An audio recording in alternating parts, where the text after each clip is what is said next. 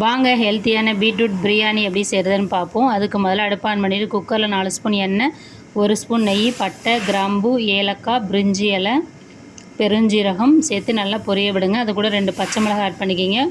அரை இஞ்சி இஞ்சி தட்டி ஆட் பண்ணிக்கிங்க. 10 பல் பூண்டு ஆட் பண்ணி பொன்னிறமாக வருங்க. ஒரு பெரிய வெங்காயத்தை நீல வாக்கில் கட் பண்ணிவிட்டு வெங்காயத்தை நல்லா கோல்டன் ப்ரௌன் கலராக வதக்குங்க. வதங்கின பிறகு 2 தக்காளி நீல வாக்கில் கட் பண்ணி ஆட் பண்ணிக்கிங்க. புதினா கொத்தமல்லியை ஆட் பண்ணிக்கிங்க. நல்லா வதக்குங்க. இப்போ நம்ம 150 கிராம் பீட்ரூட்டையே சின்ன சின்னதாக கட் பண்ணி வச்சுருக்கோம். அதை ஆட் பண்ணிவிட்டு ஒரு 2 நிமிஷம் நல்லா வதக்குங்க.